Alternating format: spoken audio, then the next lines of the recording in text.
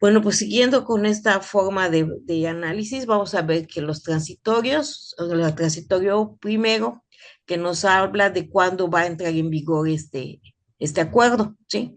Este, el segundo nos habla del momento en el que se abroga el número 1003 del 19, ¿sí? Entonces, este, este acuerdo es el que se elimina y pasa a tomar este, hora de función el otro acuerdo, que es el 10, vamos que también no es nuevo, ¿verdad? Porque ya tenemos con él casi 3 años, pero es el acuerdo 1009 del 23, ¿sí? Porque fue el día 10 de septiembre del 93 cuando se estableció de no de septiembre, Del ¿verdad? De 2023. 2023. Entonces tenemos aquí que, que ya vimos, ¿verdad? Cuando empieza a ponerse en práctica, pues a partir que se deroga el anterior. El artículo tercero nos habla de que el presente acuerdo será revisado periódicamente por la Secretaría de Educación Pública de Administración Pública Federal, tomando en cuenta la opinión de las autoridades educativas locales cuando lo considera oportuno, a fin de asegurar la óptima evaluación del desempeño de las y los alumnos. Tenemos en consideración, ¿verdad?, que el sistema educativo mexicano es muy complejo y poner en práctica lo que dicen las normas y los acuerdos, pues a veces no es tan fácil por la forma en la que está organizado todo el sistema educativo, ¿sí? Hablamos, por ejemplo, en primarias, pues todas las primarias son iguales, pero si hablamos de secundarias, en secundarias pues hay telesecundarias, hay técnicas, hay generales, y todo eso entra con una complejidad porque, por ejemplo, en las técnicas y en las generales, pues cada maestro da un área y entonces se hace más complejo, ¿sí? El caso de telesecundaria, pues es muy parecido a la primaria, no tenemos tanto problema. Sin embargo, si consideramos que, por ejemplo, la boleta es un documento único, pues entonces viene el problema de que cómo vamos a evaluar los campos formativos y de manera integral o se desglosan por disciplinas, y es que vienen las problemáticas de cómo se interpretan las cosas, ¿no? Entonces vamos a ver si a través de este tema, pues podemos aclarar algunas situaciones. Nos dice que también este documento tiene un anexo en donde vamos a ver las normas generales para la evaluación del aprendizaje, acreditación, promoción, regularización y certificación de las alumnas y los alumnos de educación preescolar, primaria y secundaria. Dice el artículo 1 tiene como objeto que las presentes normas regulan la evaluación del aprendizaje, la acreditación, promoción, la regularización y la certificación de los alumnos y las alumnas que cursan educación preescolar, primaria y secundaria dentro del sistema educativo nacional. Así que este acuerdo, ¿verdad?, va para toda educación básica, pasando desde preescolar hasta secundaria. El artículo 2 nos habla de quiénes son los que van a participar en este proceso, y primero nos dicen las autoridades educativas, las autoridades escolares, el personal docente, ¿sí? Los que son responsables de llenar el registro, porque a veces pareciera algo que es obvio, ¿verdad? Pero luego viene la situación de las diferentes modalidades que dicen, bueno, ¿a quién le corresponde llenar las boletas? ¿O quién le corresponde entregar calificaciones? Si está por campos formativos, cómo se sacan los promedios, etcétera, ¿sí? También los padres de familia, los alumnos y las alumnas. Vamos a ver que todos los actores educativos pues tienen una cierta responsabilidad y relevancia en este acuerdo, y somos tomados todos en cuenta, cada quien pues dentro de sus propias características y dentro de lo que le corresponde hacer. Dice aquí que los alumnos y las alumnas, así como madres y padres de familia o tutores, tienen el derecho de conocer los criterios y procedimientos de evaluación y acreditación para verificar que se cumplan los propósitos de cada nivel educativo, así como los resultados obtenidos, ¿verdad? Entonces, por eso en el calendario escolar tenemos unas fechas establecidas cada término de trimestre donde nosotros tenemos que rendir cuentas de las calificaciones y cómo evaluamos. Eso es al finalizar el trimestre, pero también a lo largo del trimestre, los alumnos y los padres de familia tienen derecho de conocer cómo se les está evaluando, ¿verdad?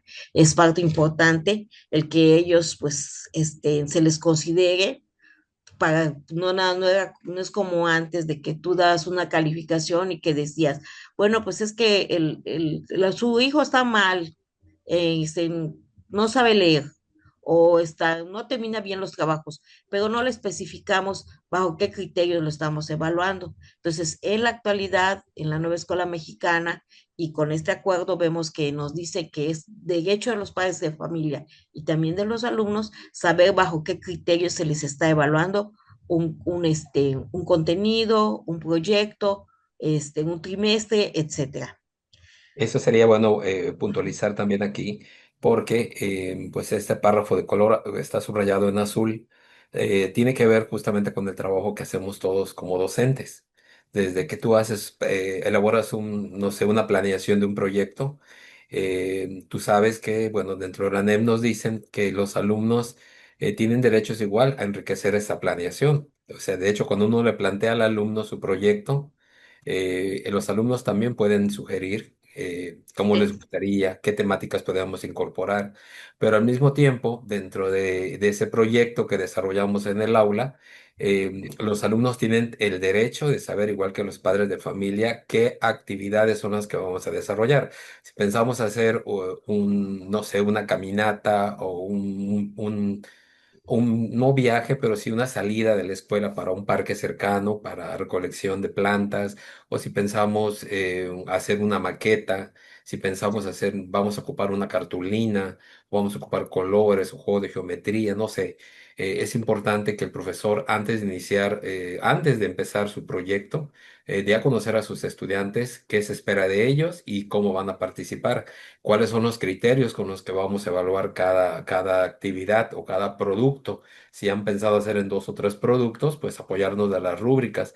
Pero al mismo tiempo, siempre es saludable que los padres también conozcan, porque finalmente, claro. si los alumnos van a ocupar algún material, quien lo va a proveer es el padre de familia y es bueno que lo sepa para que se preparen ellos y no luego resulta que les avisamos de golpe y sopetón o de última hora y a veces el alumno no lleva el material.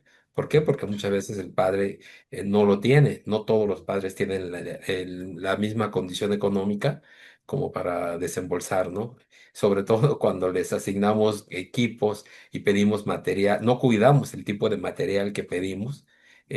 Vemos a los alumnos a todos por igual, mas no sabemos cómo está la situación económica. Entonces, todo esto, vean hasta dónde impacta.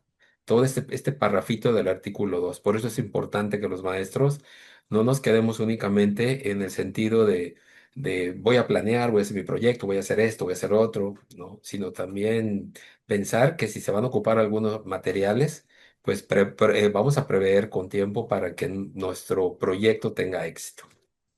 Sí, definitivamente es necesario que haya una buena comunicación con padres de familia y no solamente en cuestiones del comportamiento de los alumnos, sino también en cómo nosotros vamos a evaluar. Y lo más conveniente, ¿verdad? Es que sea no al final del trimestre, sino al inicio del trimestre, que le vayamos dando cuáles son los parámetros que vamos a utilizar para evaluar los proyectos, el porcentaje, si es que utilizamos porcentajes, pues qué porcentaje le damos a cada proyecto, qué porcentaje le damos a los trabajos, qué porcentaje, si se ponen exámenes, qué porcentaje le damos. Entonces, esa comunicación va a ser muy importante con los padres de familia. Y también ellos tienen la obligación, como lo dice en el apartado de abajo, de que nos digan si algún alumno por alguna condición física o por alguna situación no pueden realizar en ciertas actividades, ¿no? Se ha dado mucho que a veces, pues los maestros no toman las precauciones y muchas veces no, los niños vienen y nos dicen, es que me duele el pie o me duele la cabeza o tengo ganas de vomitar. Y en educación física se forza a hacer alguna actividad. Entonces eso puede tener consecuencias negativas para el maestro. Entonces es necesario que los padres de familia pues te les haga consciente de que si tienen alguna situación pues entonces que con los debidos requerimientos, ¿no? Ya sea con un diagnóstico de un médico, con un diagnóstico de un psicólogo, con algo que avale la situación del alumno para que entonces el maestro dentro de sus, ¿cómo se llama? De su portafolio de evidencias, lo tenga ya como una herramienta para que pueda, ¿cómo se llama? Pueda tener protección, ¿no? También si tiene algún problema socioemocional, si está llevando alguna terapia o algo, es necesario que el maestro lo sepa. Y eso es un deber de los padres de familia y es una obligación de ellos hacérnoslo saber, ¿sí? Y también el maestro pues lo tiene que tener con claridad. El artículo tercero nos habla de los alcances de este acuerdo y dice, las disposiciones contenidas en las presentes normas son aplicables a todas las escuelas de educación preescolar, primaria y secundaria, públicas y particulares con autorización expresa del Estado, sin perjuicio de las adaptaciones que sean necesarias en materia de educación indígena, especial y para migrantes. Todos los niveles de educación básica, de preescolar hasta secundaria, nos tenemos que alinear a este acuerdo, ¿sí? No podemos hacer lo contrario. Ya saben ustedes que hay escuelas que por cuestiones de marketing, muchas veces adicionan cosas que no son las que pide la Secretaría, ¿sí? Por ejemplo, en una boleta, porque la boleta es una boleta para todos, ¿sí? A nivel nacional, la boleta que utilizan los de escuelas particulares es la misma que de las escuelas públicas, por lo tanto no le pueden poner a las oficiales, estoy hablando de las oficiales, no le pueden poner otros rubros que no le correspondan. ¿Por qué? Porque todos tenemos que alinearnos a De este acuerdo. acuerdo. ¿Sí?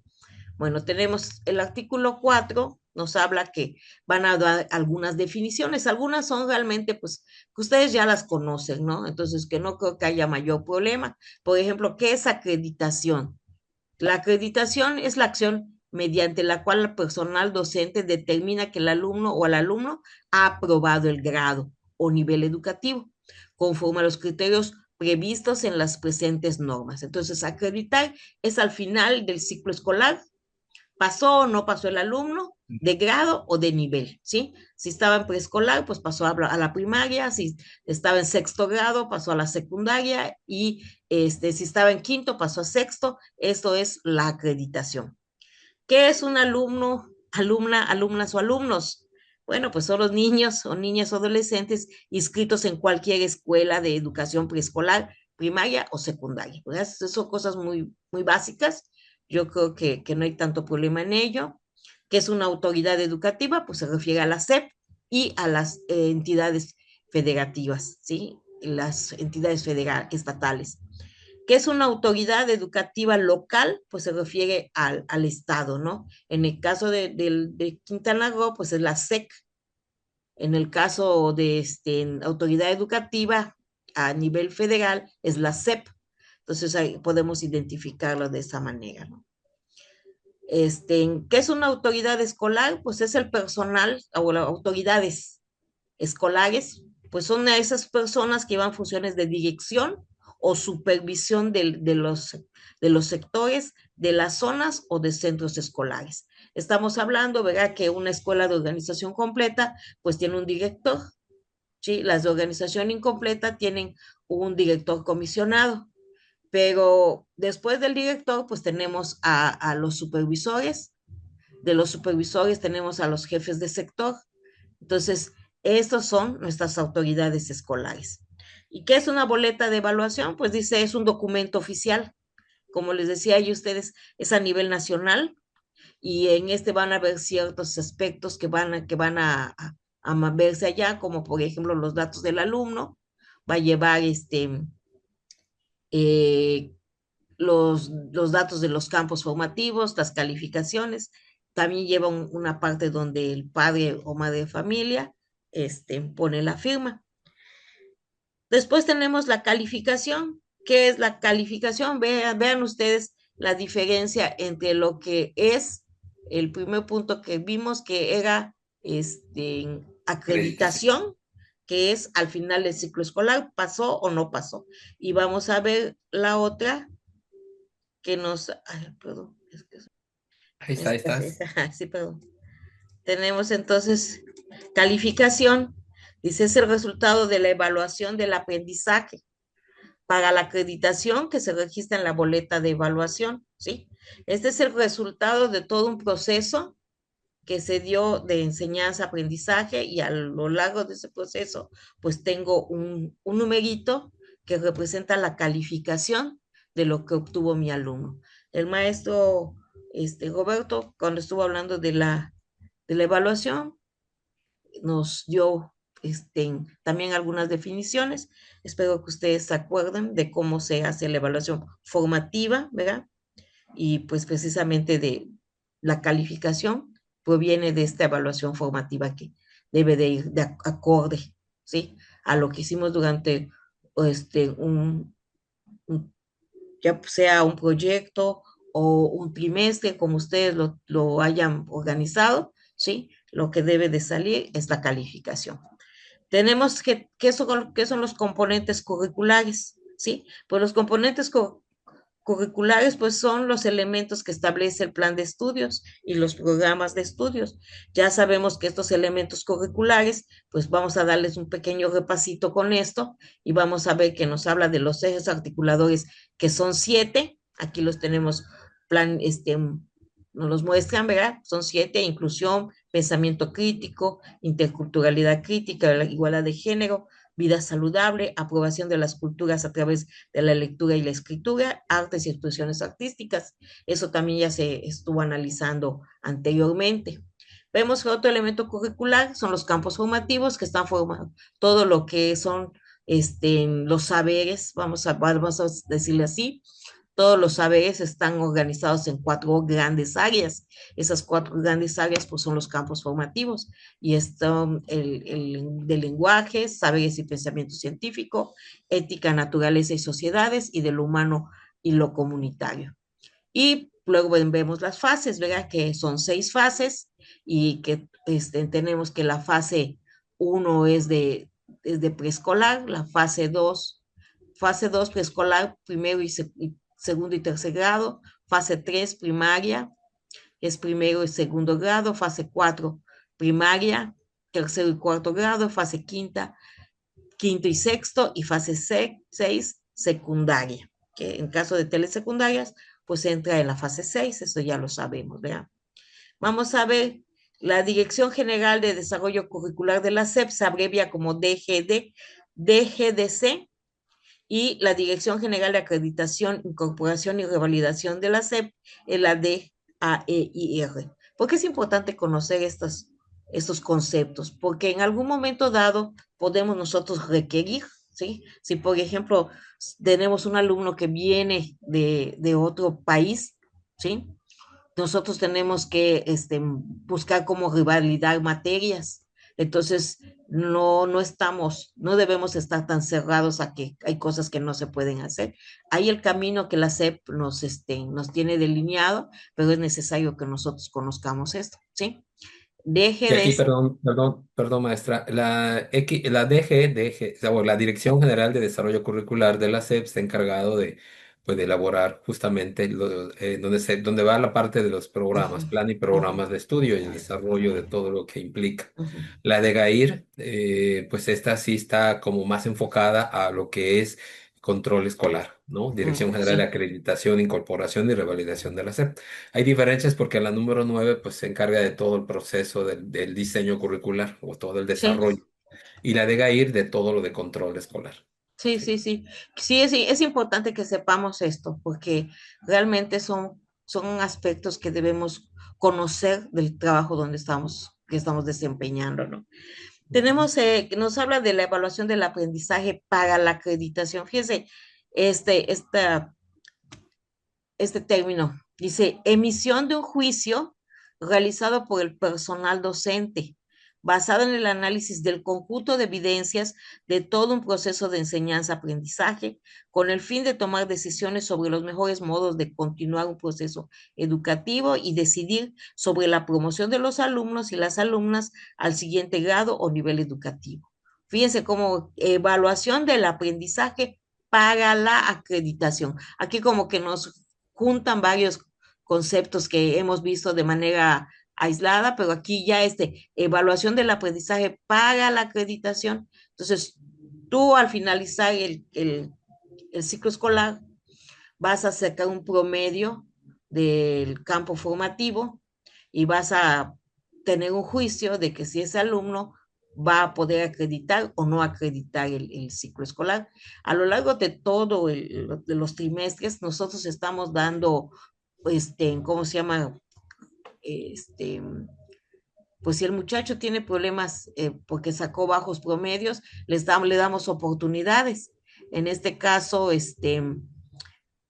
le da, ¿cómo se llama esa oportunidad? Disculpe, ¿De exámenes extraordinarios o qué? exámenes de ¿Regularización? regularización, de regularización y también estamos en las boletas, ponemos allá alguna información sobre qué es lo que se tiene que hacer para que este niño pueda lograr mejorar su aprendizaje.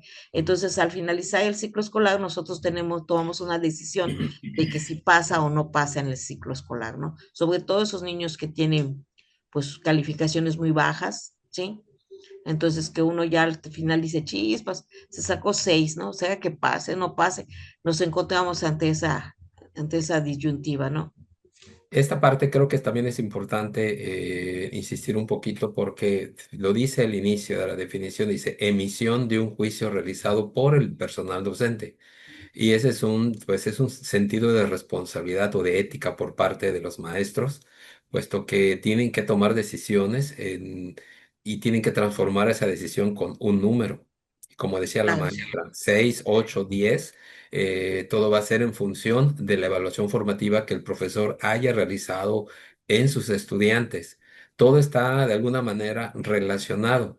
¿Sí? Y al final, pues desde luego ese número va a permitir al alumno acreditar una materia o acreditar todas las materias en el caso de nivel secundaria y pasar, ¿sí? Y pasar. Sí, y yo creo que también el que muchos maestros dicen, es que ya la SEP ya no quiere que reprobemos. Entonces yo he escuchado mucho eso. Realmente creo que si uno va armando todo esto que hemos visto en cuanto a lo pedagógico, en cuanto a lo normativo, en cuanto a los acuerdos, nos damos cuenta de que no es que te estén obligando a pasarlos a todos, sino que tú por ética que tuviste durante un buen tiempo que realizar acciones para que este niño o niña pudiera mejorar su aprendizaje. Ya en último de los casos y de plano no se pudo, a pesar de todo lo que tú hiciste, ¿no? Porque tienes evidencia de todo lo que hiciste y no se logró lo que tú esperabas y no logra tener los aprendizajes necesarios para pasar al siguiente ciclo escolar, pues entonces ya tu decisión también de manera ética no lo vas a dejar pasar si no tiene lo básico, ¿no? Pero Claro. tiene que ser a conciencia. No, y aquí lo importante no es al próximo ciclo, sino al próximo grado, Sí, ¿no? ok. Próximo grado. En el entendido que la calificación que el maestro le da al alumno no es, lo dice el plan, no es sinónimo del conocimiento que el alumno posee. Ok. Bueno, tenemos aquí otra frase que es normas de control escolar. Bueno, sabemos muy bien que el control escolar es un área muy importante en lo que es educación. ¿Por qué? Porque allá establecen los criterios no solamente de acreditación, sino también para ver si del tránsito de niveles, ¿no? Entonces, este, esta área tiene un conjunto de disposiciones que regulan los procesos de inscripción, reinscripción, acreditación, promoción, regularización y certificación de estudio de los alumnos y los alumnos. Y esta área es un área que realmente muchas veces el maestro no tiene mucho contacto con ello porque son las secretarias y los directores los que este, ven mayormente esta área, ¿no? Pero pues nosotros solo entregamos calificaciones y ya el maestro con la secretaria ve todo este rollo, ¿no? Pero realmente es necesario que Pero sepamos. realmente esto no, yo pienso que en la generalidad, la Ujú, mayoría de los maestros conocen esto porque no todos tienen una secretaria en su ujú, escuela o un sí, personal, sí. Entonces pienso que la inmensa mayoría ok, necesita saber que un proceso de inscripción es cuando un alumno llega a una escuela por primera vez. Reinscripción, cuando el alumno ya estuvo y se vuelve a inscribir o está pasando de un grado a otro, pero y cada ciclo se va reinscribiendo.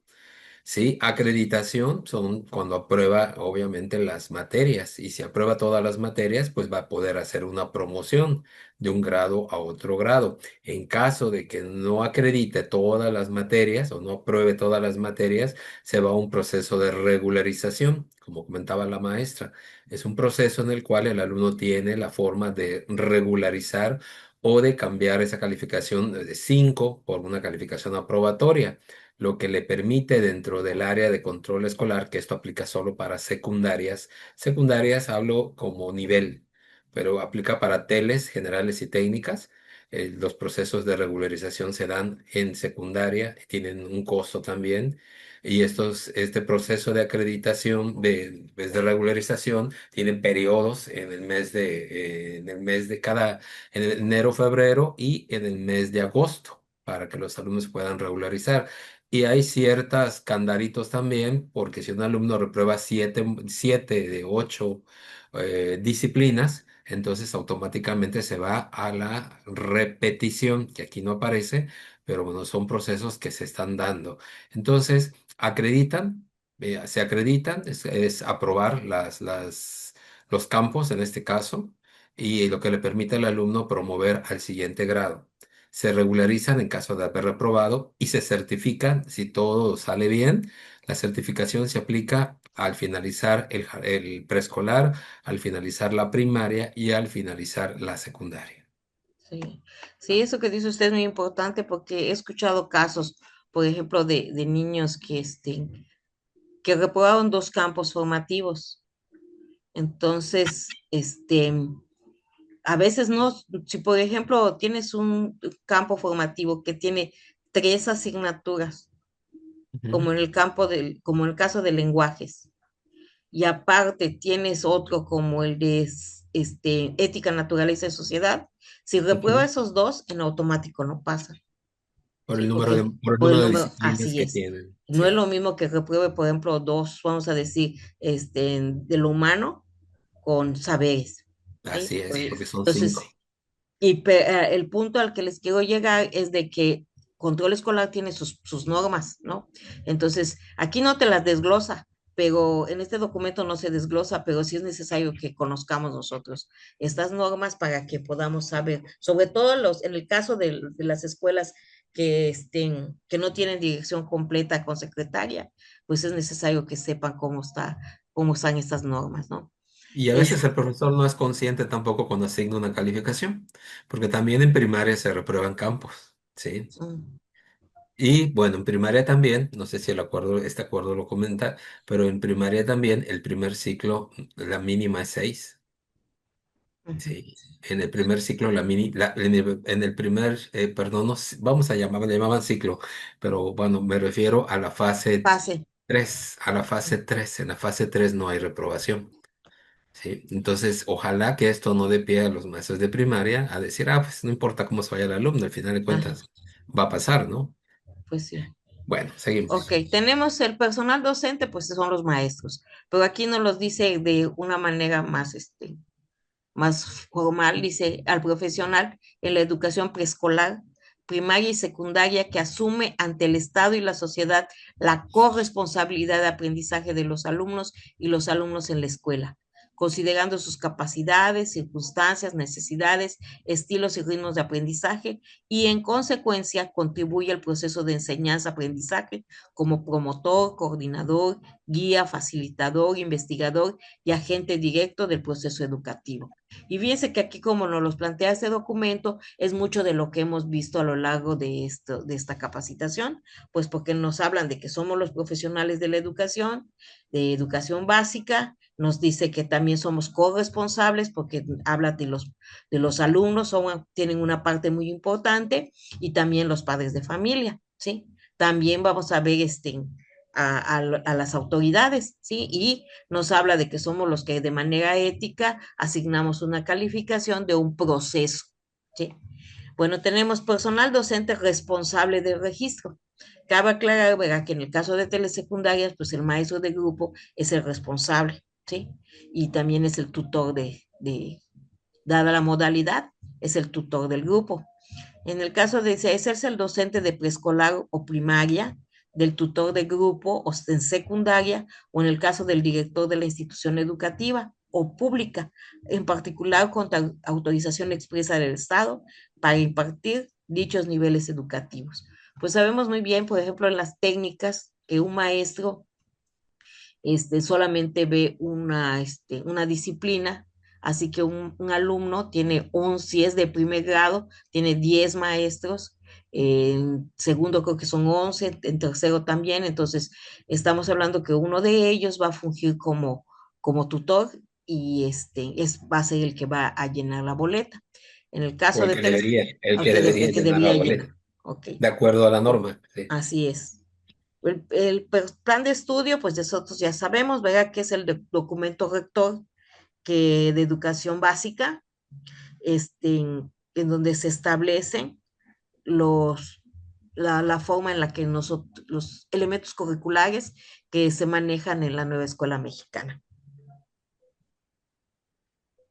Vamos a ver programas de estudio. A los programas de estudio de educación preescolar, primaria y secundaria son programas sintéticos de la fase 2 a la 6, emitidos mediante acuerdos del número 080823, publicado en el Diario Oficial de la Federación el 15 de agosto del 2023. La promoción dice, con base en las evidencias que otorgan los procesos de evaluación del aprendizaje para la acreditación de las autoridades educativas en su respectivo ámbito de competencia, toman la decisión para que un alumno o alumno continúe con sus estudios en el grado o nivel educativo siguiente. Esa es la promoción.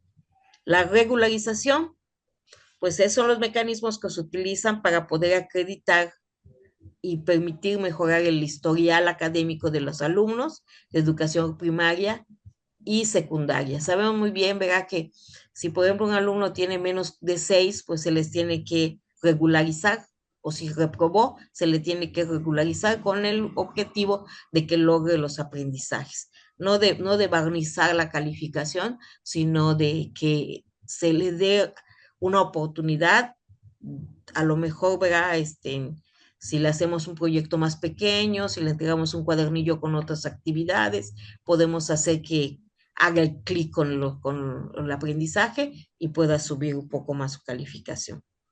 ¿Y qué es la SEP? Pues es la Secretaría de Educación Pública en la Administración Pública Federal. El artículo 5 nos habla de los referentes de la evaluación del aprendizaje para la acreditación.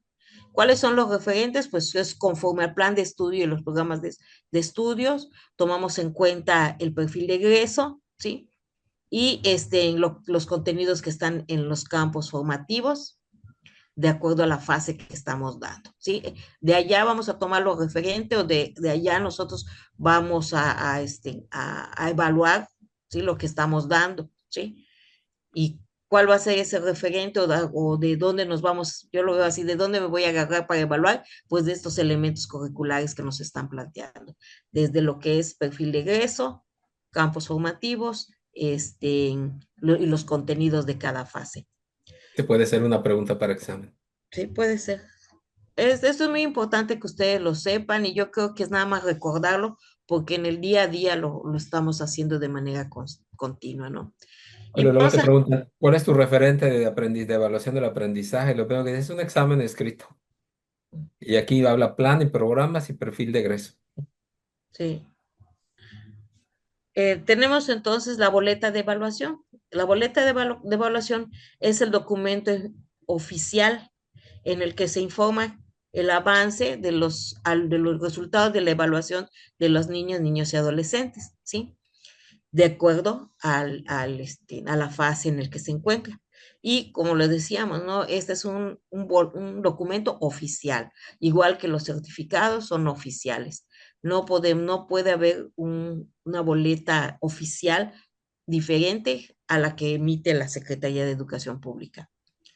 Con el fin de garantizar el carácter nacional de la boleta de evaluación, la CEP a través de la DGC y DGI De conforme Gair, al, de GAIR, conforme a las disposiciones jurídicas aplicables, establecerá su contenido y las características de su diseño, mismas que se precisarán en las especificaciones de diseño y contenido que emita la ¿cómo dijo usted?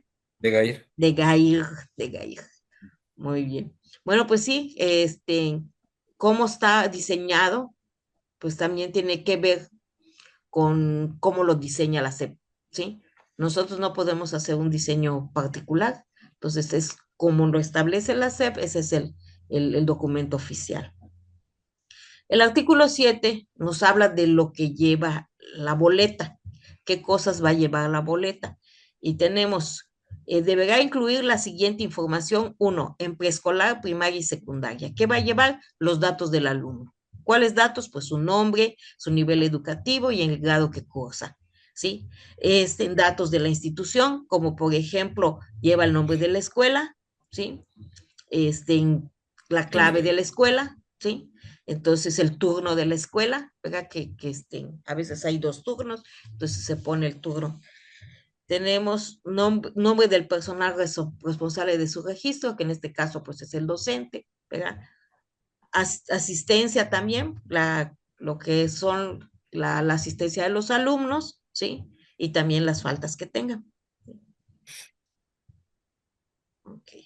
Tenemos en la fase 2, que es la educación preescolar, se incluirán además de los siguientes datos. Ya vimos, esto es de manera general lo que llevan las boletas de los tres niveles, pero en el caso de preescolar va a tener además los campos formativos y observaciones, ¿sí?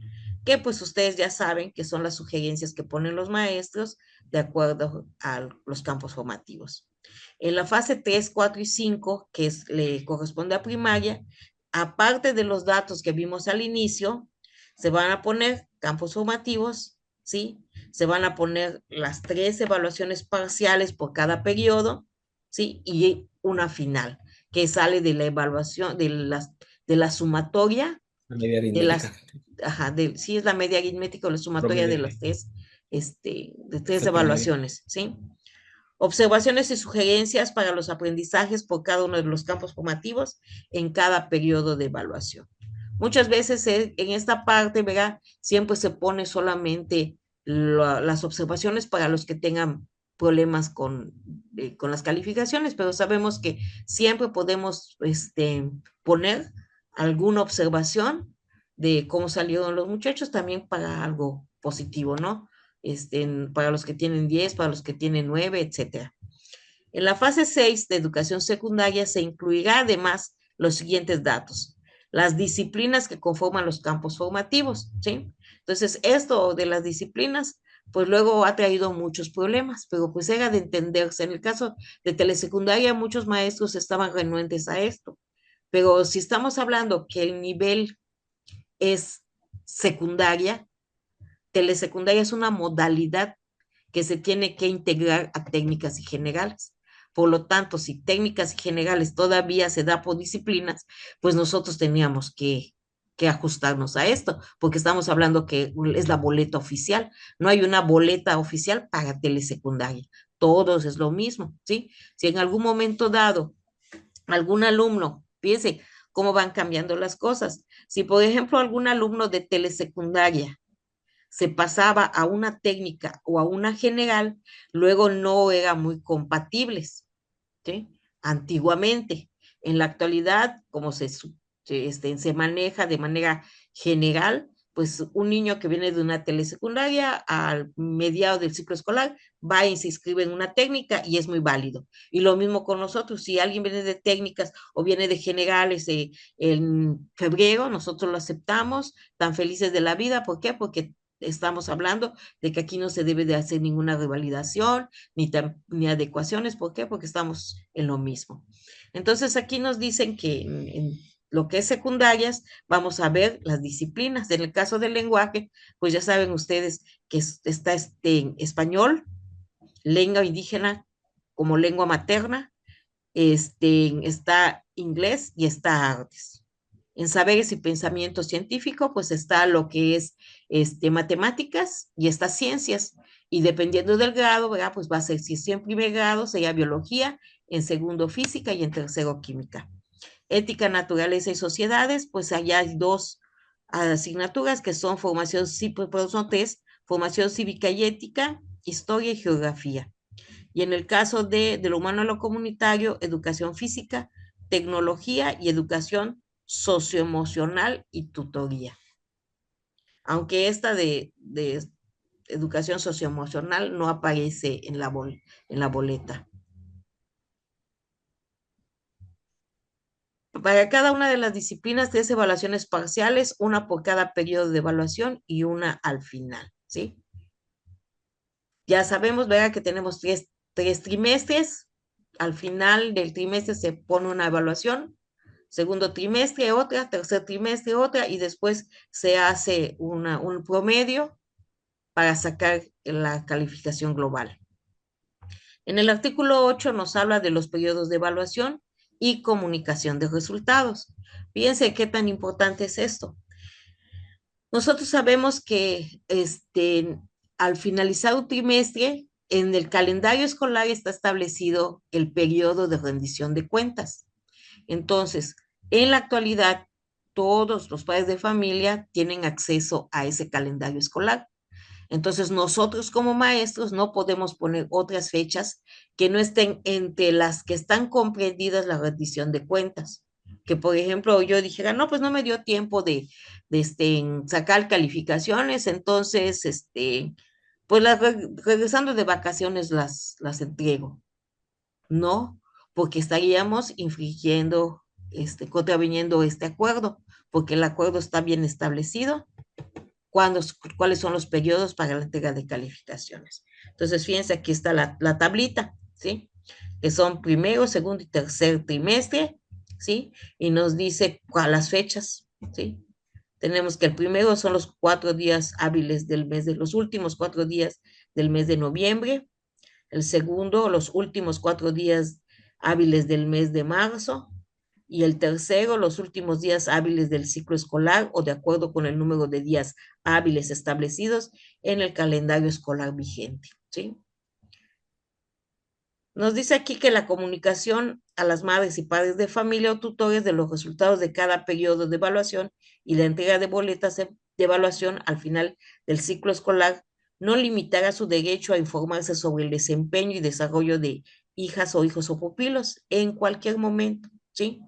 Entonces, es muy recomendable que nosotros, cuando los padres de familia quieran hablar con nosotros, pues los citemos, ¿sí? Para que sepamos nosotros qué vamos a hacer en el momento que ellos lleguen, para cómo vamos a organizar nuestras actividades para poder platicar con ellos. Entonces, ellos tienen todo el derecho de ir, de preguntarnos sobre cómo están los alumnos, ¿sí? El artículo 9, las escalas de calificación, de acreditación y promoción, ¿sí? Los resultados de la evaluación del aprendizaje para la acreditación y los criterios de acreditación y la promoción se llevarán a cabo conforme a lo siguiente, ¿sí? Vean ustedes, aquí tenemos este cuadrito que nos hablan de la fase 2, que es niveles preescolar, y nos dice qué vamos a tener como resultados de la evaluación del aprendizaje, observaciones y sugerencias en cada uno de los campos formativos sin utilizar valores numéricos. Preescolar no lleva números. Acreditación se acredita con el solo hecho de haber cursado el grado correspondiente. No se condicionan que tenga que leer, que tenga que saber tantos números, que tenga que contar de tal a tal número, no. Solamente con haber ido a la escuela, ya él tiene derecho a pasar al otro grado. Criterios de promoción, los alumnos o el alumno será promovido al grado siguiente. La fase 3 de primaria, vaya así, empiezan los números. Números enteros en una escala del 6 al 10, así como con observaciones y sugerencias en cada uno de los campos formativos. El primer grado se acredita con el solo hecho de haber cursado el grado correspondiente, que era lo que nos platicaba el maestro Roberto, ¿sí? ¿Por qué? Pues hay muchas situaciones, muchas condiciones, ¿verdad? Los niños no aprenden todos al mismo tiempo, hay diferentes grados de maduración, entonces a veces, no sé si les ha pasado, pero yo he visto niños que de repente en el periodo de vacaciones empiezan a estar leyendo lo que ven a su paso y se dan cuenta de que ya leen. Así que cuando entran al segundo, al segundo grado ya lo saben hacer. Entonces, este, hay muchas cuestiones por las que se da esta consideración. La alumna o el alumno que cursa el primer grado será promovido al siguiente grado. B. Segundo, tercero, cuarto, quinto y sexto grado, con base a lo establecido en la columna inmediata que antecede la columna o el alumno, será acreditado cuando obtenga un promedio final mínimo de 6 en los campos formativos, ¿sí? Entonces, el mínimo es 6. Sí puede reprobar, pero ya vimos bajo qué consideraciones, ¿sí? Y dice el segundo y tercer grado, cuarto, quinto y sexto grado, los alumnos o el alumno promovido se promoverá al grado o al nivel siguiente cuando acredite en los términos señalados en el inciso. Y en el caso de, vamos a pasarnos a la fase 6, dice que es secundaria. Para cada una de las disciplinas que conformen los campos formativos, las calificaciones se expresarán en números enteros en una escala del 5 al 10 y los promedios con un número entero y un decimal. La calificación de 5 es reprobatoria. Las calificaciones de 6 a 10 son aprobatorias. Con base en lo establecido en la columna antecedente, la alumna o el alumno será acreditado cuando tenga un promedio final mínimo de 6 en cada disciplina que conforma los campos formativos. La disciplina de educación socioemocional, tutoría del campo formativo del humano y lo comunitario no se considerará para la acreditación. Era lo que les comentaba yo anteriormente. La alumna o el alumno será promovida al siguiente grado cuando haya acreditado en los términos que señala el inciso de la columna que antecede. La alumna o el alumno volverá a cursar el grado cuando al concluir el ciclo escolar tenga 5 o más disciplinas no acreditadas. La alumna o el alumno que se encuentre en situación de riesgo por no haber, por no haber obtenido la calificación aprobatoria en hasta 4 disciplinas podrá regularizar a esta situación en los términos para tal efecto se establezcan las normas de control escolar aplicables. La alumna o el alumno podrá inscribirse al grado inmediato superior cuando al concluir el primero o segundo periodo de regularización conserve un mínimo de 6 disciplinas acreditadas. La alumna o el alumno podrá acreditar el grado escolar de la educación secundaria a través de una evaluación general de conocimientos en los términos que para tal efecto establezcan las normas de control escolar aplicables. La disciplina educación socioemocional, tutoría del campo formativo del humano y lo comunitario no se considerará para promoción. Sí, es bueno hacerle el hincapié. En el caso de secundarias, es con 5 disciplinas que el alumno repruebe, ya no tendrá derecho, va a tener que recursar, Ujú, ¿sí? Pero también tiene que tener cuidado porque aunque aquí el acuerdo no lo menciona, si un alumno reprueba 3 materias en primer grado, puede continuar estudiando segundo grado. Pero si en segundo grado reprueba 2 asignaturas o 3, ya ujú. acumuló las 5, sí son acumulables.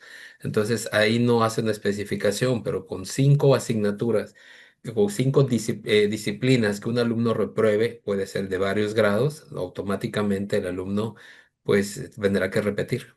O sea, es un problema, por eso cada año los alumnos que reprueban deben entrar a esos procesos de regularización y no esperarse hasta que ya vayan a concluir para regularizarse. Sí, sí, en este caso, las normas de control escolar te establecen las fechas, tienen un costo los exámenes, entonces sí es otra, hay que explicarle a los muchachos cuál es la situación y también a los padres de familia para que sepan, porque muchas veces piensan que pagando el examen, ya Ya lo con eso ya pasaron. lo pasaron. Certificación, dice, es de conformidad con los requisitos establecidos en el plan de estudio, los programas de estudio, la autoridad educativa competente expedirá el certificado de preescolar, el de primaria y el de secundaria, terminando cada uno de los niveles, ¿no? A ver, Pablo tiene una duda. Dice, Pablo, dinos cuál es la duda. Buenas, buenas. Como usted comenta que son acumulables las materias que se reprueban, en el Sí. caso, por ejemplo, así como usted dio el ejemplo, en primero reprueba 3 el alumno Ujú, y en segundo reprueba 2 y entonces ujú. tendrá que repetir, pero entonces, ¿cuál repetiría, primero o segundo? Pues ahí tendría que Regresar, suspender primero. Tendría que regresar primero. suspender las clases y acreditar las materias de primer grado y acreditar las de segundo grado para poder incorporarse a tercer grado. Oh, ya, ya entiendo. Eso pasa cuando un alumno debe de varios grados. Sí, Cuando el alumno reprueba 5 asignaturas del mismo grado, entonces es repetidor. Pero Mm, no hay que esperar a que un alumno realmente llegue a este nivel. A veces avance. el desconocimiento de verdad muchas veces nos hace que lo reprobamos y el alumno ni enterado o se enteró y no hizo nada por regularizarse, ¿no? Y a veces se le van juntando. El problema es que cuando ya llega a 5, en automático el sistema no le va a dar su reinscripción. Entonces tendrá que suspender, va a perder un año porque si no se ponen, si no se da, si no lo perciben antes de, ¿sí? Porque si realmente se dan cuenta, pues sí puede perder el segundo grado, ¿sí? Sí. ok, gracias, maestro. Cuando Ándale. están irregulares, ¿no? Eso es lo que le conoce como Sí, irregulares. sí, sí, alumnos irregulares, así es. Tenemos el artículo 12, nos habla de la acreditación y promoción anticipada. Las alumnas y los alumnos con aptitudes sobresalientes, lo que le llaman niños CAS, que cumplan con los requisitos o procedimientos establecidos en la normativa vigente aplicable, podrán ser admitidos en la educación primaria y secundaria a una edad más temprana de la establecida, o bien emitir el grado escolar inmediato de que les corresponda en el mismo nivel educativo. A veces algunos padres de familia pues quieren que sus hijos, por el conocimiento que tienen, pues se puedan adelantar un grado. Entonces, sea, el control escolar tiene una normatividad con respecto a esto, que se les ponen evaluaciones, que se les ubica en qué lugar deben estar, pero tiene su normativa. No sé si se dan muchos casos. Tienen protocolo, sobre todo cuando, bueno, hasta aquí el acuerdo habla de alumnos con capacidades sobresalientes, Ujú. ¿no? Como tú dices, los niños CAS. Realmente hay todo un protocolo, te tiene que hacer una solicitud la autoridad educativa. Primero a la autoridad escolar, se lo pasa a la autoridad educativa y la autoridad educativa lo analiza, ¿sí? En el área de control escolar y lo autorizan. Entonces al niño se le aplica un examen y se le ubica. Puede ser que si es de capacidades realmente sobresalientes, puede ser que al niño se le adelanten los grados, pero también cuidan que si es un niño sobresaliente de primer grado y que puede cursar hasta quinto grado, vamos a exagerar un poquito, pues tiene que ver de igual con la edad del niño, porque hay también ciertas restricciones con la edad. Imagínense un niño de primer grado en quinto o en sexto grado, ¿a qué edad? 7 a 8 años. No digo, no es una idea descabellada, pues sucede, hay muchos países donde se ha aplicado, pero aquí en México sí, sí también cuidan mucho la parte de la edad del niño por el nivel de maduración. Sí, tengo entendido que en la UCRO hay un niño que está creo que desarrollo ambiental, que es un niño, no, tiene como 14, 13 años y ya está en la universidad. Ujú. Pero es el Entonces, niño que viene de escuelas privadas. Probablemente, pero el detalle es que para ubicarlo en esos niveles se les tiene que hacer todo un protocolo Sí. para ver si ya amerita estar ahí. Y eso lo hace el control escolar. Y son casos, yo digo que excepcionales, ¿no? No he visto más que una vez he visto un niño CAS, ¿no? Ujú. Bueno, entonces tenemos ya el último artículo, nos habla de la interpretación de dudas o no previstos. Pues es lo que pues, surgiera de alguna situación que no está dentro de este documento, pues lo verían a través de la DGDC y de la DGAIR, ¿sí? Que son los que van a poder resolver estas situaciones, ¿sí? Esto es todo el documento, que es el acuerdo de la evaluación, acreditación y... Es el acuerdo que pide el temario que se analice. Sí. Sí, ok. Bueno, empiezo con el otro. Sí. No sé Bueno, si hay alguna pregunta, algún comentario antes de pasar a la otra siguiente presentación. Bueno, los veo a todos calladitos, creo que no lo hay. A continuación vamos a trabajar con otro documento. De hecho, son los últimos documentos que hemos estado seleccionando con base al temario que tenemos. ¿Cuál es el documento que vas a trabajar, maestra? bueno, sí, este documento es Familias y Escuelas de San Redín. Ajá, Entonces, permítanme, se los comparto para que veamos la pantalla. Es un texto muy bonito, está corto, solamente son 40 hojas, pero pues pero muy light. mientras, ajá, les comparto, ¿no? Que este documento es un compendio de una investigación que hizo Sam Redding este, en, en el Reino Unido, es europeo, ¿sí? Este, este, ay, permíteme tantito. Ya se ve, maestra. ¿Ya se ve? A Sí. ver, deme, no sea malito, es que, ok. Bueno, entonces tenemos que este documento lo hizo Sam Redding de unas investigaciones que se hicieron en Europa en función de cómo las familias influyen en la educación de sus hijos. Me llamó la atención de que este documento, este, hacen muchas aclaraciones. Primeramente dicen, esto no aplica para todas las familias, esto se hizo como sea, en un lugar donde la gente pues no tiene problemas económicos, pero al final de cuentas son algunos aspectos que de alguna manera se ven reflejados en la mayoría de las familias, ¿sí?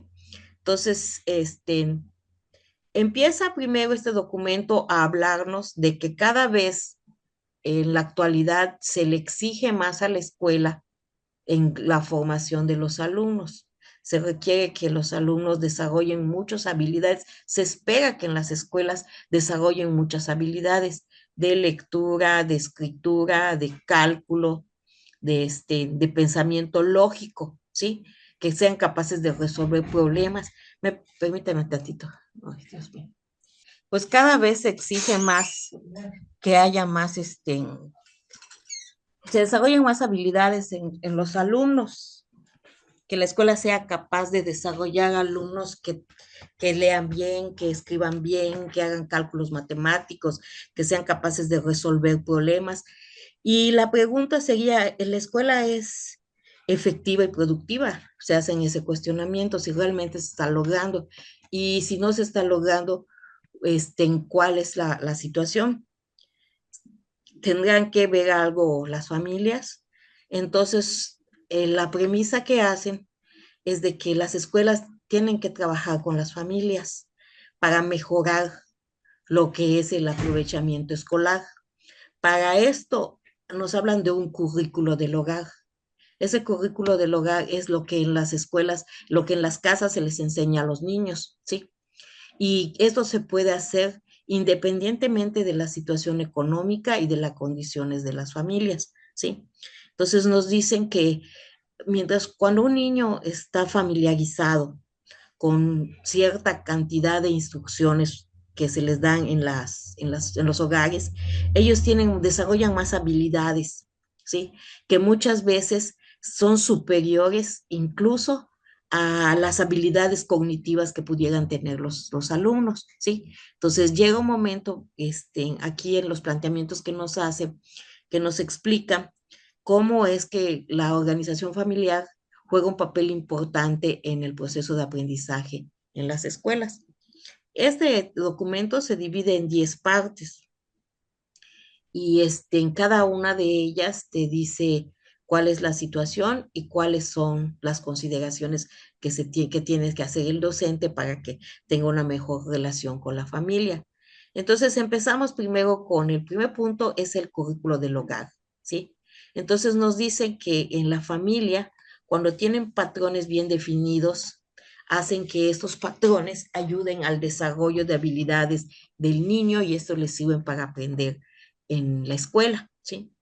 ¿Cuáles son esos patrones identificables? Bueno, que los papás tengan una buena relación de comunicación con los hijos, que les presten atención, que sean capaces de poder establecer momentos específicos en el día a día para poder platicar con ellos sobre cómo están, cómo les fue en el día, cuáles fueron sus problemáticas, que realmente los niños se sientan en confianza de poder hablar con sus padres de cualquier situación que se les presente. ¿Sí?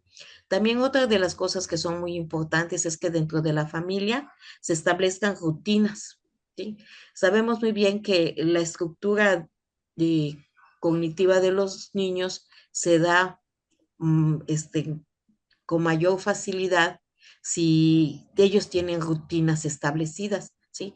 Por ejemplo, a una hora específica para comer, una hora específica para dormir, una rutina para bañarse, una rutina para levantarse, para el aseo, etcétera. Cuando los niños tienen bien estructurada esa parte, ¿sí? Se le hace más fácil poder integrarse a la escuela y poder desarrollar mejor los aprendizajes. Otra de las cosas que nos plantean aquí es que la familia tiene que tener altas expectativas en los niños, ¿sí? En lo que van a hacer los niños en la escuela.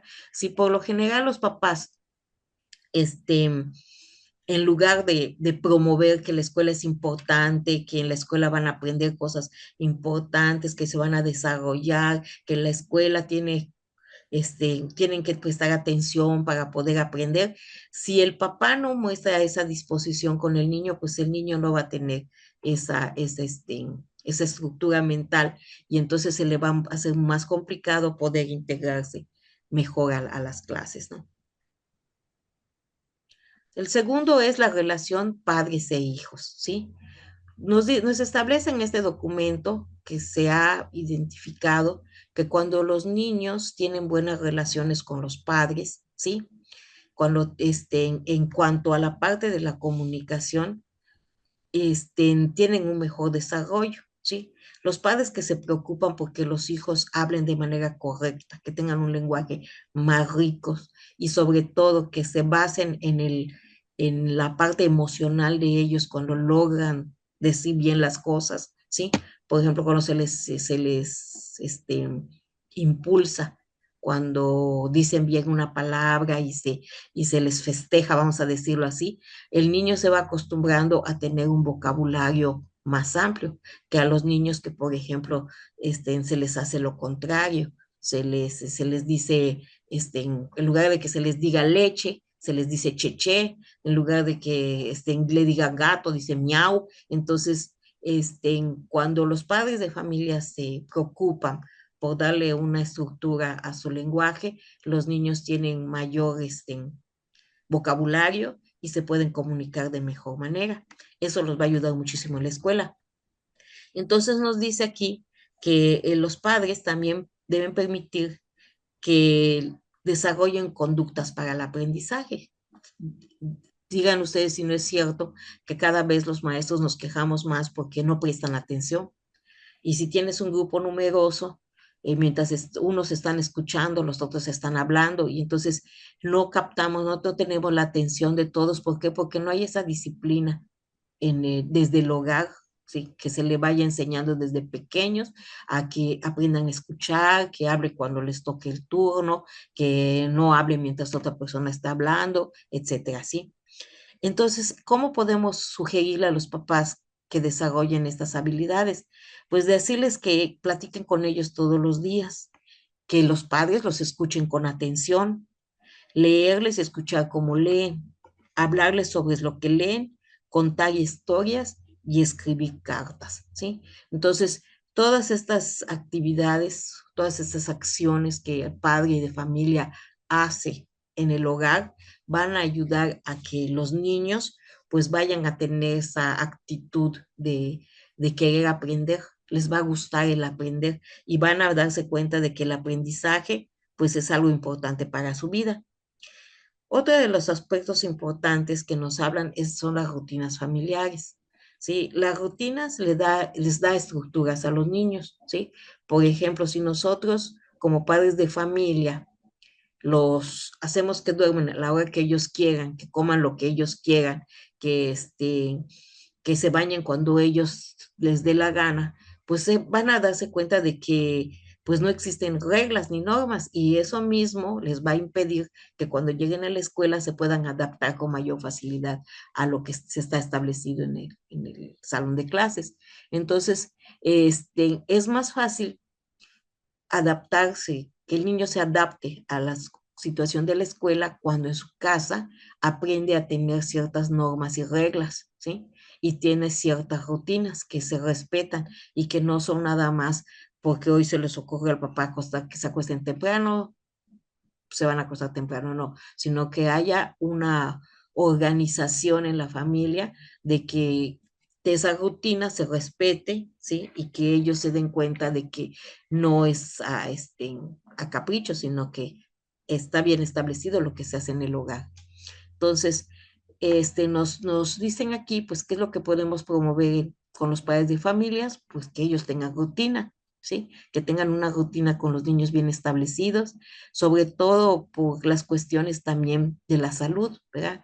Sabemos muy bien que en la actualidad se habla mucho de lo que son los neurotransmisores y de cómo afectan a nuestro cuerpo cuando no, por ejemplo, no dormimos las horas adecuadas, ¿sí? Entonces tenemos que el cortisol, la melatonina y todos estos que regulan nuestro sueño, pues están en desbalance y pueden hacer que al despertar sintamos como que no descansamos, ¿no? Entonces es importante que pues también les evitemos a los niños el uso excesivo de, de la televisión, de la tablet, de la computadora, del teléfono, ¿verdad? Porque pues muchas veces, pues la mayoría de las veces les afecta en su atención para el siguiente día. ¿Sí? También es muy conveniente crearles hobbies, ¿sí? Que ellos en el tiempo libre que tengan, pues sean capaces de tener alguna actividad que les guste, ¿sí? Por ejemplo, hay algunos que los llevan a tocar en algún instrumento, que los llevan a jugar algún deporte, que los llevan a practicar algo de artes, etcétera. Entonces es importante que ellos vayan desarrollando a diferentes hobbies para que se den cuenta de que el aprendizaje es algo continuo en la vida del ser humano. También las actividades recreativas, las familias que pues tienen, por lo que, por ejemplo, los fines de semana, que se van a una playa, que se van al parque, que se van a jugar, a volar un papalote, a correr o a caminar, pues van creando más un vínculo emocional con los niños y ellos se van dando cuenta de que dentro de la familia hay una organización y que esta organización pues es algo que les hace sentir con mayor seguridad. ¿Qué podemos hacer para sugerirle a los papás con respecto a las rutinas familiares? Pues sabemos muy bien que no hay una escuela para papá y mamá, pero es importante que nosotros les hagamos ver a los papás que son recomendaciones que hacemos, pues porque pues hemos leído un poco con respecto a cómo debe de tratarse a los alumnos, sabemos, ¿verdad? Nos decían en el acuerdo que leímos hace rato, que somos los profesionales de la educación, así que debemos de tener este empoderamiento al decirles algunas observaciones y de cómo pueden mejorar las situaciones, y esas pueden ser, pues, cómo pueden ellos mejorar la rutina, pues hacer un calendario, ¿sí? Establecer horarios, ¿sí? Y muchas veces, si se dan cuenta, los niños cuando llegan a su casa, sobre todo porque a veces mamá y papá están trabajando, pues no tienen una rutina establecida, entonces ni mucho menos horarios. Entonces es conveniente sugerirle a los papás que hagan un horario de la tarde, después de que llegan a la escuela, si van a comer, si van a hacer la tarea o si van a jugar o cuántas horas van a ver televisión, etcétera, ¿no? Hacer una lista de compras. También ayuda mucho que los niños se vean involucrados en las cosas de la familia, ¿sí? Por ejemplo, cuando les damos alguna encomienda.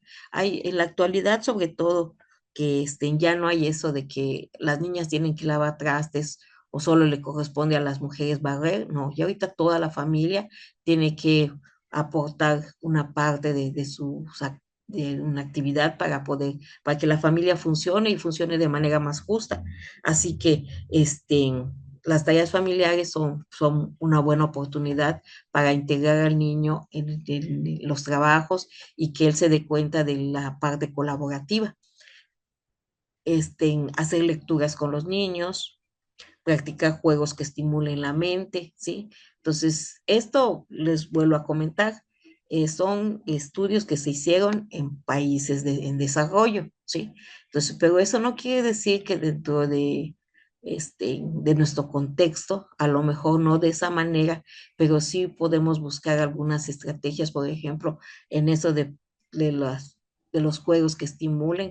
¿Quién en su casa no tiene una lotería? ¿Sí? O algún juego de basta o informar a los papás de la importancia que tiene el hecho de que los hijos cada día estén más integrados a las acciones de la familia, ¿sí? Y de qué manera se les puede apoyar, porque muchas veces los papás no saben cómo, ¿sí? Tienen la intención, pero no saben de qué manera pueden contribuir al desarrollo de sus hijos, ¿no? Otro punto muy importante son las expectativas familiares y el control, ¿sí? Los padres de familia que establecen metas en sus hijos son hijos que en el futuro van a poder tener más facilidad de llegar a los objetivos, ¿sí? Y también si nosotros les hacemos ver que el trabajo no es algo que sea como que sea algo para lamentarse, sino que el trabajo es necesario en la vida y que todas las personas trabajamos, ¿sí? Y que tenemos que esforzarnos y tenemos que hacer lo mejor posible para lograr las cosas. Y esas ideas se las vamos a vender a nuestros hijos. No va a ser tan difícil que en el salón de clases se les siga fomentando ese pensamiento, ¿sí? Entonces, el enseñarles que a través del esfuerzo se pueden lograr muchas cosas, yo creo que es algo determinante que las familias deben hacer, ¿sí?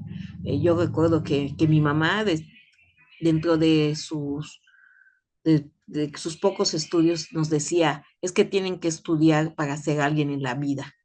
Entonces, yo no entendía qué significaba eso, pero como mi mamá lo decía, pues yo nada más decía, pues me está diciendo que tengo que estudiar. Entonces, yo me focalizaba en eso. Entonces, pero si los papás no ven a la escuela como algo importante, como nada más, como dicen muchos, los ven como una guardería, pues entonces eso es lo mismo que van a estar inculcándole a sus hijos, ¿sí? O aquí nos dice también que se evite el hacer comparaciones con los otros hijos y también como maestros, pues evitemos también comparar a los alumnos. Pues establecer actividades en la casa, ¿sí? Lo dice que los alumnos aprenden mejor cuando las tareas son cotidianas, se califican con rapidez y se refieren a temas presentados previamente en el aula. Eso nos habla de las tareas que deja el maestro para la casa. Hay muchos muchas personas que están en desacuerdo con dejar tareas, pero aquí nos dice que el dejar tareas es algo que se vio como resultados positivos en esta investigación, ¿sí? ¿Por qué? Porque forman hábitos de estudio, hace que los alumnos trabajen y se vuelvan más independientes. ¿Por qué? Porque ya se dio la indicación en el salón de clases y entonces en su casa tienen ellos que buscar la forma de cómo hacer las tareas, ¿sí? Este, también, recuerden ustedes cuando se dio la pandemia, cómo se dieron muchos casos de que a través de las tareas que dejaban los maestros, las familias se integraban. Es más, habían cosas muy chuscas, ¿no? De que los padres de familia no buscaban cómo enseñarle a los hijos, sin embargo, ahí buscaban la forma, ¿no? Porque tenían que desarrollar ciertas actividades, participaban en obras, en entrevistas, hacían cantos, hacían juegos. Entonces, esa relación que se establece con los padres, pues es algo muy positivo. Dice, permite que a los padres saber lo que el alumno está aprendiendo dentro y fuera de la escuela. Entonces, en lo particular, yo siempre les digo a las mamás, la tarea es del niño, no es de ustedes. Así que ustedes no se estén complicando, porque ya la indicación ya la saben, porque son tareas que sirven para reforzar lo que se vio en el salón de clases o que si no se pudo concluir con algo, pues en la casa, en la tranquilidad del hogar, pues lo deben hacer con mayor facilidad, ¿sí? En la mayoría de las casas reducen el tiempo de ver televisión en favor de actividades constructivas. Entonces, eso también, no sé si les va a pasar a ustedes, pero a los padres de familia no les gusta que sus hijos estén tanto tiempo sin hacer nada o que estén solo viendo teles. Los padres comprometidos siempre preguntan, maestra, ¿qué dejó de tarea? Porque yo le pregunto y veo que está todo el tiempo viendo tarea, está viendo que está en tele. Entonces, hay algunos que sí me han dicho, maestra, es demasiada tarea. ¿Por qué hay demasiadas tareas? Pero son escasos. La mayoría está conforme con que sus hijos estén trabajando. ¿Por qué? Porque no los quieren ver frente al televisor o frente a su celular. Dice también que amplía el aprendizaje formal más allá de la jornada escolar, capacitan al alumno para reflexionar sobre un tema y permiten al profesor un control frecuente del progreso del alumno. Pero siempre y cuando nos dicen aquí que sea de la tarea, de lo que se vio en el día, en el salón de clases, y que luego se califique con rapidez. No se vale que, por ejemplo, yo te deje una tarea para la casa y yo no te la califique. Eso desmoraliza mucho a los alumnos. Entonces es conveniente que lo que se hace en la casa, si lo dejaste para la casa, tú lo evalúes en el salón de clases o busques el momento para evaluarlo. Y pues también tienes que ser inteligente como maestro, porque por ejemplo, si tienes 20 alumnos y les vas a pedir una redacción de una página y luego tú ves el cerro de libretas para evaluar y te desanimas y solamente estás poniendo revisado, revisado, pues ellos no son tontos, se dan cuenta, ¿sí? Cuando el maestro realmente le interesa la actividad. Entonces, la tarea de la casa debe ser una tarea pensada en, en cómo va a fortalecer lo que se vio en el salón de clases. Y tampoco se vale que nosotros pongamos algo que no vimos en el salón de clases y que sea un problema para el alumno porque no sabe cómo hacerlo. Un estudio sobre la eficacia de estas tareas en matemáticas concluía, por ejemplo, lo siguiente, ¿sí? Como les comentaba yo al inicio, este texto habla de investigaciones que se realizaron. Entonces, al aplicarlo en el área de matemáticas, se obtuvo lo siguiente. Las tareas que se piden son más efectivas que las que se realizan voluntariamente, ¿sí? Entonces, si tú, por ejemplo, les dices, el que quiera que resuelva estos 12 ejercicios, no van a querer. En cambio, si les dices, para mañana estos 2 ejercicios, en automático el alumno acciona así. ¿Por qué? Pues no sé, condicionado tal vez, pero la cosa es que así sí lo hace. Las tareas son más eficaces cuando el profesor las califica pronto e incluye comentarios, ¿verdad? No solamente basta con que nosotros le pongamos un 8 o un 9, sino que le hagamos observaciones de este trabajo y que los acostumbremos a que tomen conciencia de lo que nosotros estamos haciendo al evaluar. Si yo te estoy poniendo que, por ejemplo, de 20 palabras, me pusiste 5 sin acento, ok, corrígelo. En el siguiente trabajo debe de haber menos, ¿sí? Y menos si, por ejemplo, estuviste, no le pusiste acento a las palabras que terminaban en on, por ejemplo, ¿no? Unas palabras agudas, ¿sí? Corazón, melón. Entonces, si ya te dije la regla ortográfica, ya te hice la observación, tú tienes que corregirlo y te tienes que ir dando cuenta tienes que ser consciente de esos avances que tú debes de tener en cuanto a lo que se te pide que corrijas. O por ejemplo, si escribiste, este, pues no sé, si sumaste mal, porque no ordenaste bien las cifras, pero ya te expliqué cómo lo vas a hacer para la próxima, si no debes de incurrir en ese error. ¿Por qué? Porque tienes que ser consciente de cuál fue el error anterior. Otros estudios evidencian la importancia de la calificación y los comentarios del profesor acerca de las tareas escolares realizadas en la casa. Pues siempre hemos dicho que la calificación es lo de menos, lo importante es que lo sepas, pero hay algo en la calificación de manera psicológica, a ellos los mueve. Según estos estudios, nos dice que cuando se le ponía una calificación, ellos tenían como más voluntad para hacer las cosas. Entonces, de que la calificación juega un papel importante, pues así es. Entonces, ¿por qué? Bueno, la verdad no lo sé, pero pues este, a todos nos gusta ver puros dieces y a los papás más. Asignar tareas diariamente produce mejores resultados que hacerlos con menos frecuencia.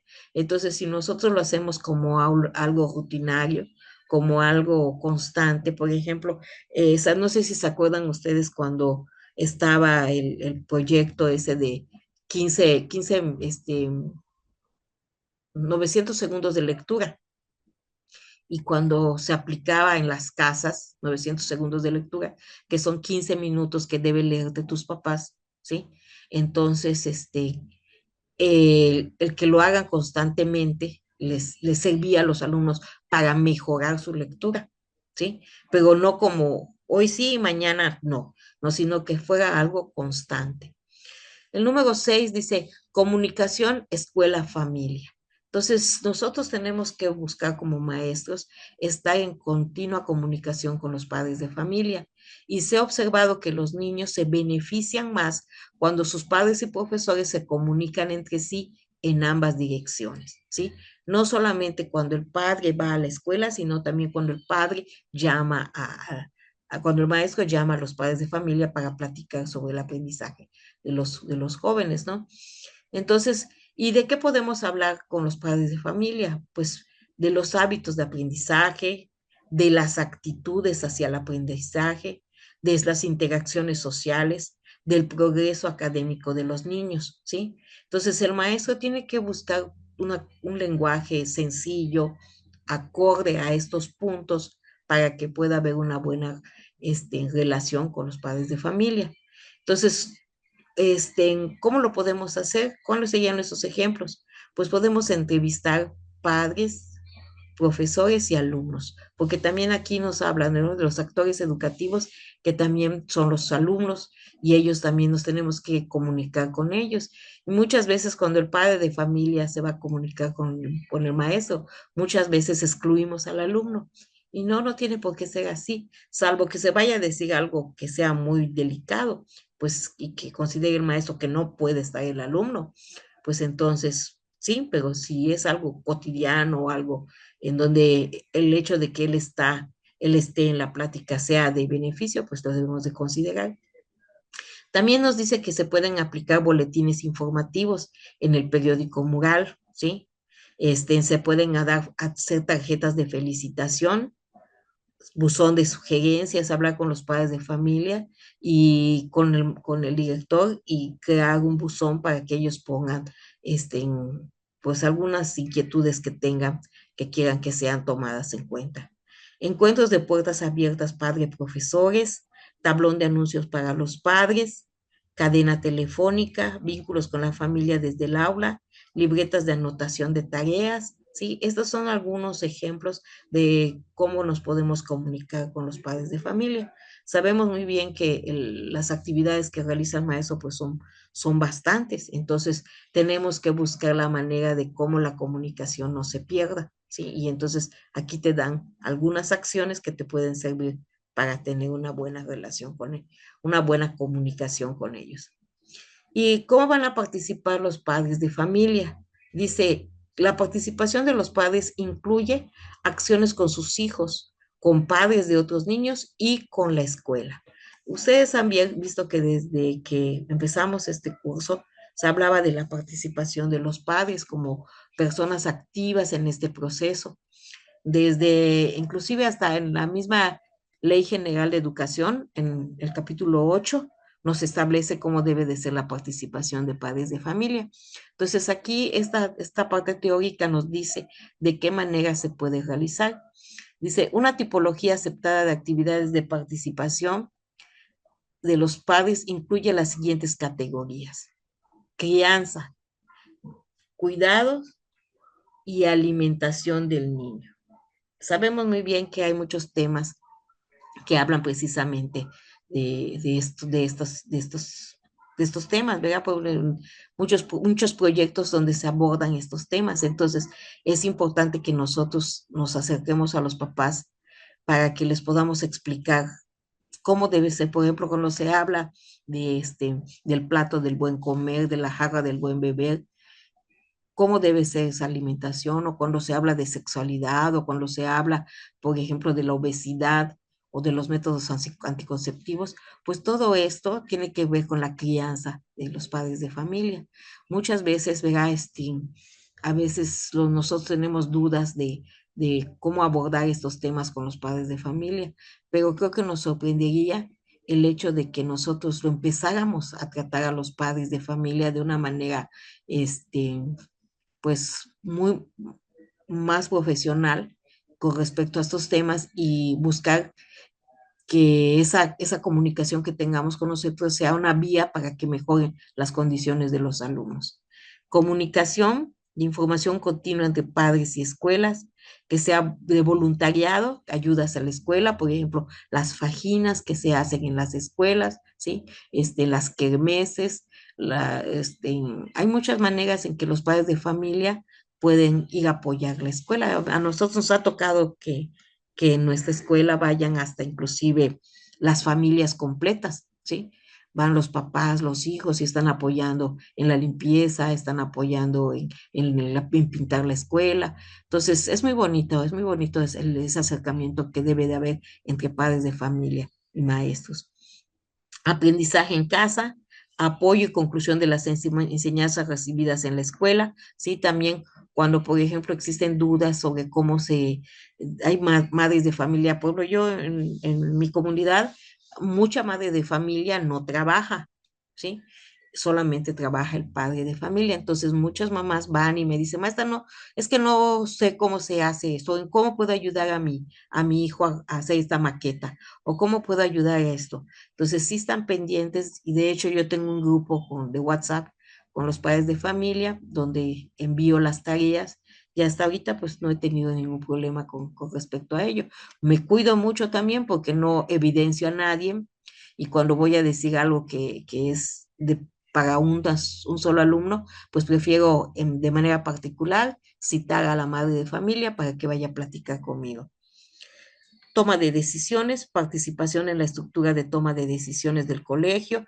También es importante que ellos sientan que su participación no solamente se basa en que les vamos a pedir colaboración, sino que ellos también son tomados en cuenta. Y ahorita con los programas que existen en las escuelas, como la escuela es nuestra, pues los padres de familia toman un papel muy importante, cosa que no ha pasado con, el Consejo de Participación Social, porque en esa parte debiera de haber más colaboración así, pero bien establecida, qué es lo que corresponde a los papás en cuanto a salud, en cuanto a artes, en cuanto a muchas áreas, a seguridad, pero pues no ha cuajado el que realmente se trabaje con los padres de familia para que haya una buena relación entre la escuela y los padres.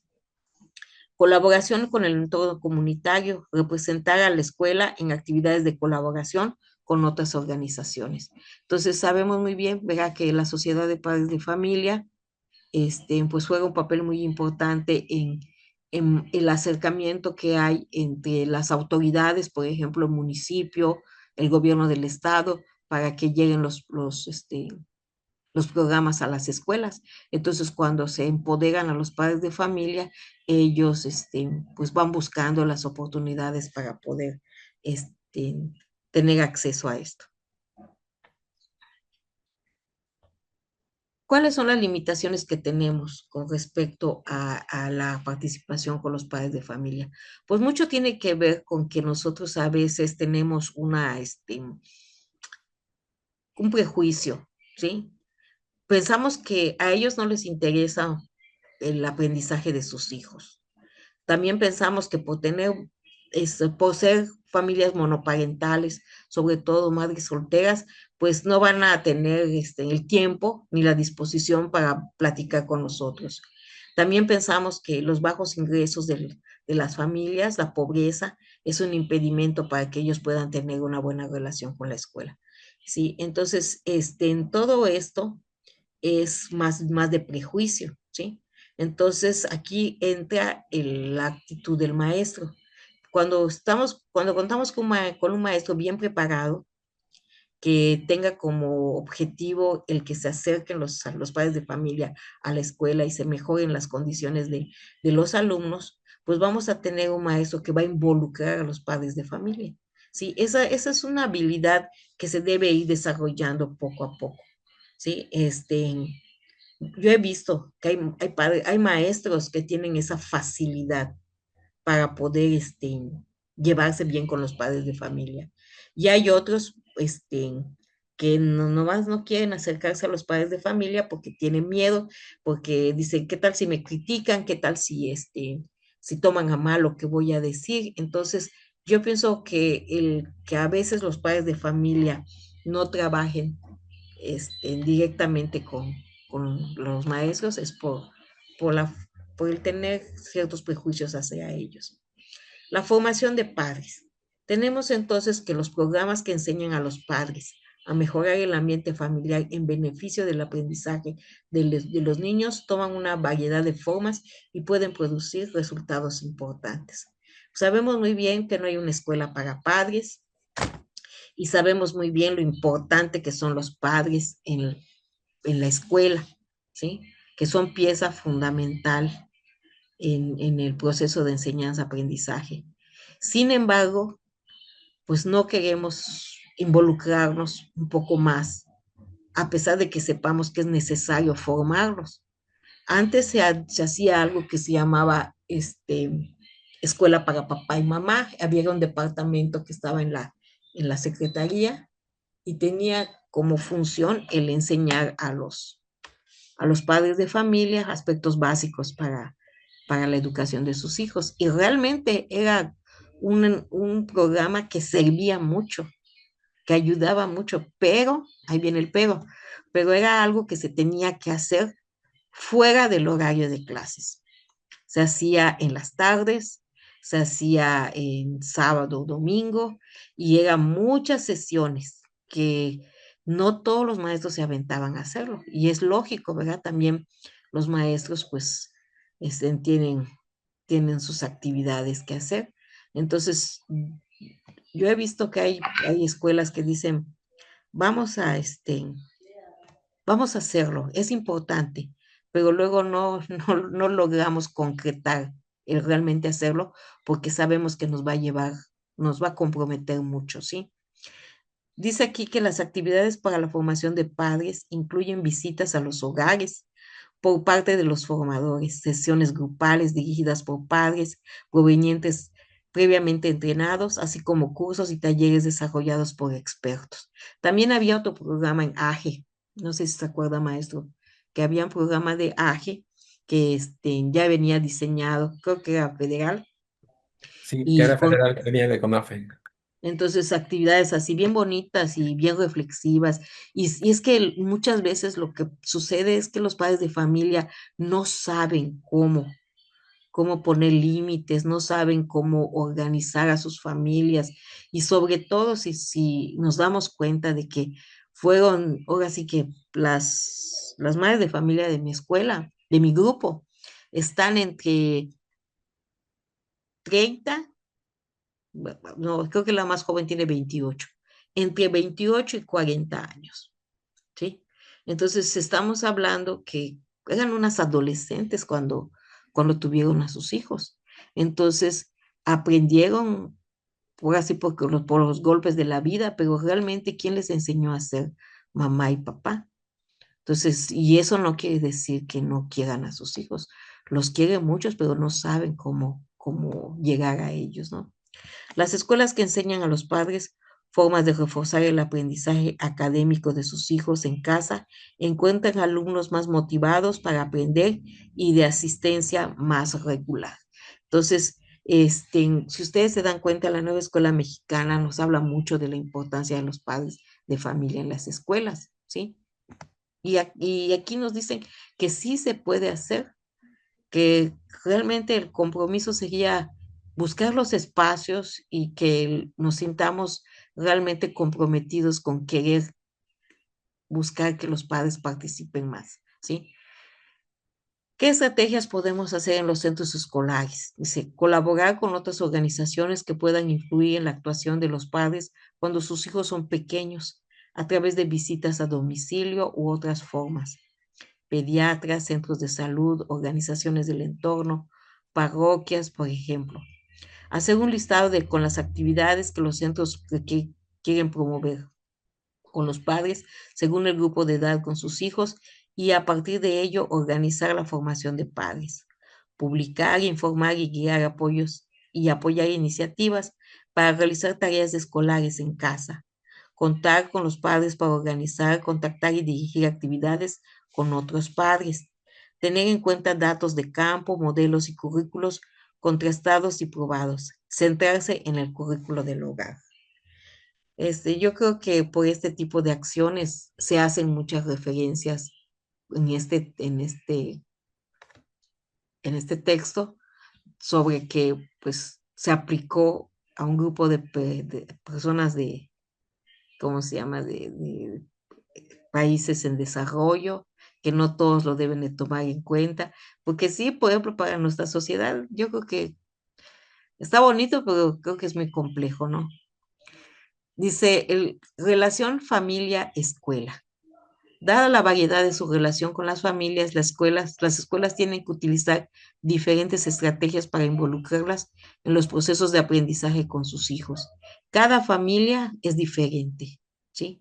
Y vamos a ver que hay familias que que son familias muy problemáticas, y cuando las problemáticas son muy grandes, estamos hablando de violencia, drogadicción, maltrato infantil, como se centran en los problemas, pues no tienen tiempo para poder apoyar a los hijos, ¿sí?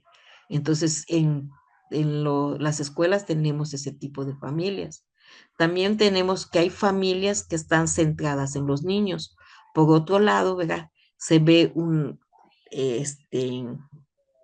familias en donde los niños ahorita están jugando un papel muy importante.